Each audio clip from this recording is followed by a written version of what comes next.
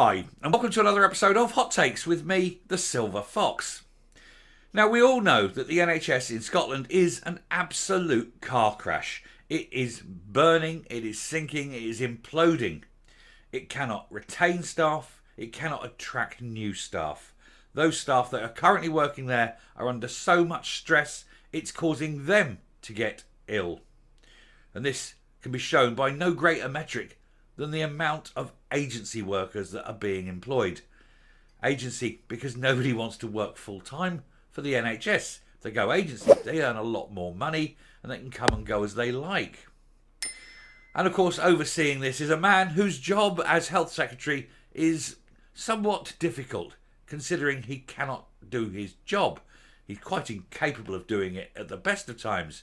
But when you're walking into work, sitting at your desk and worrying all day about anyone finding out the contents of your iPad, it's no wonder the NHS is as bad as it is. It's been described as working in a war zone.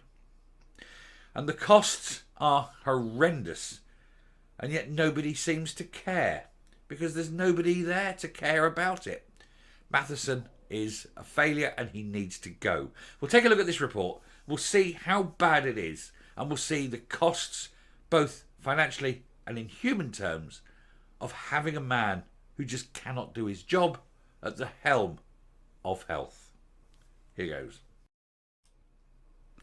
So, SNP and distracted Michael Matheson preside over eye-watering rise of 110% of agency NHS shifts. Distracted is a polite way of putting it. The man sits there worrying every day.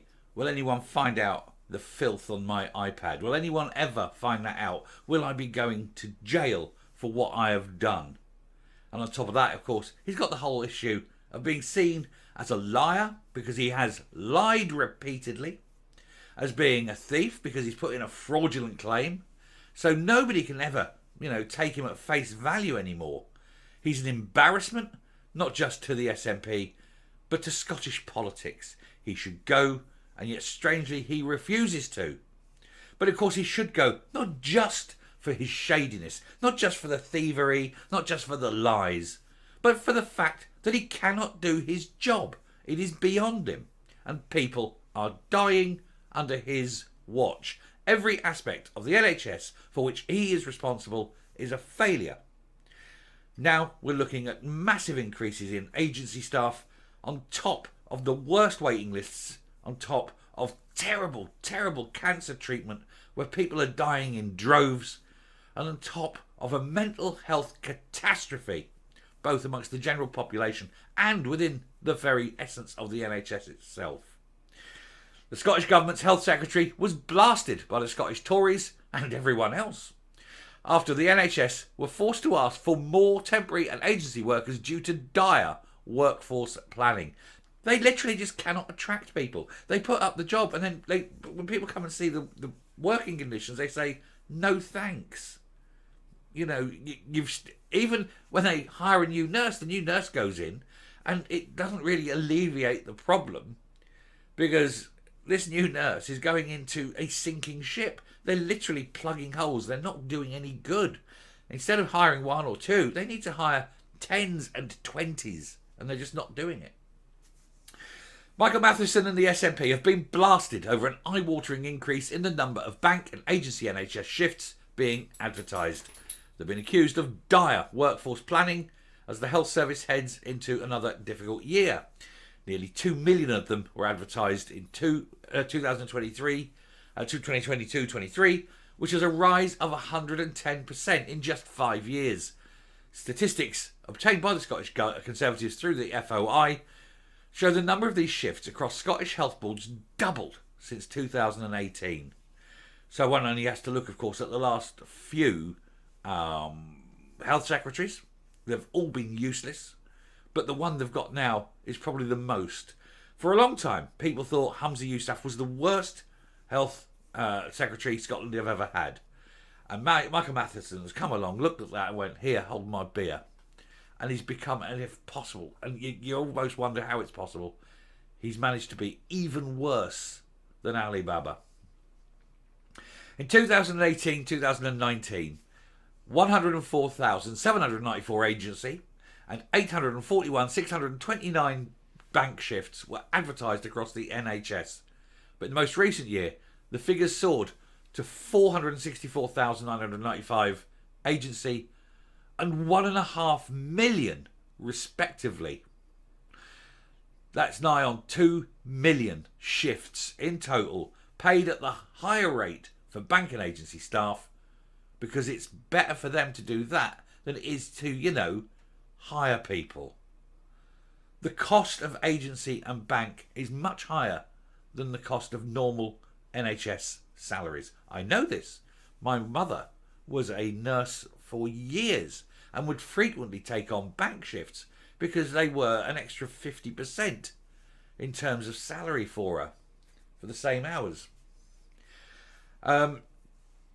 Scottish Tory health spokesman and GP Dr Sandesh Gillane said the reliance on external staff was deeply alarming. However, the proportion of these shifts being filled has fallen by 17.9% in the 5-year period. And in 2018-19, 71.9% were taken up, declining to 54%.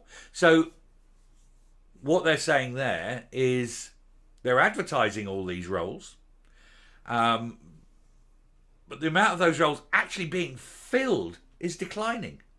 And so they have this massive and increasing need for all these extra shifts to be filled, and fewer people are filling them.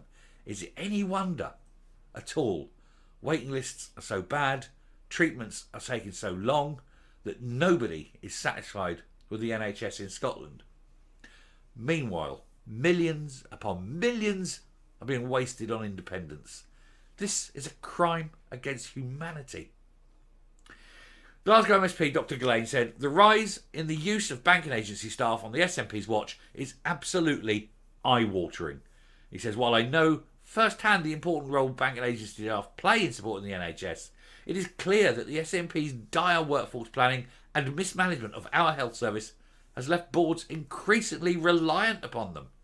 And the fact that nearly 2 million bank and agency shifts were advertised last year alone is deeply alarming and shameful reflection on the SNP's record in charge of Scotland's NHS. NHS resources are already at breaking point, so the last thing the health boards need to be doing is shelling out money on this scale to external staff to ensure shifts are fully covered. And even then, they're advertising these roles to try and fully cover the shift, and as we've seen, it's fallen to fewer than, or just about, only half of these roles being filled. So advertising to fill the shifts at excess pay, at a higher rate, and they still can only fill half the empty vacancies, half the empty shifts. How bad is it? How dire is the NHS when this is the case? And yet you look at the waste, the money they're spending, all the things that need to be fixed, and they're wanking this money away on all sorts of, to be put it bluntly, shit that nobody wants, nobody needs, nobody feels is in any way important. Which is more important? Saving the life of your child, or having some wanker fly off to Dubai so he can stand there and talk to people? Goes to show you the priorities of the SNP. We don't care about people, we just care about ourselves. It's evil. I'm coming up. It is clear Matheson has to go. It was clear Matheson had to go 2-3 months ago. And yet, strangely, here he is. Humza Yousaf cannot fire him, because that would mean that he was wrong. And Humza Yousaf can never be wrong. And so, for Humza, it's better to keep Matheson in place and let people die than it is to be seen to be wrong and to get rid of an inadequate man who's quite incapable of doing his job. Let him go back, take his iPad off it, and hand it to the police. And then let's have a look what's truly on there, because that's all he can do, isn't it? Sit in little seedy hotel rooms and knocking one out to the most awful of images. Certainly not capable of running an NHS. I'll stop there. Thank you very much for watching. It's a bit of a hard one to start, I suppose, but Got to start somewhere of the day. Do please hit the subscribe button, ring the bell, leave a like, leave a comment, please share the video. And until next time, stay safe, stay well, and I will speak to you later. Bye.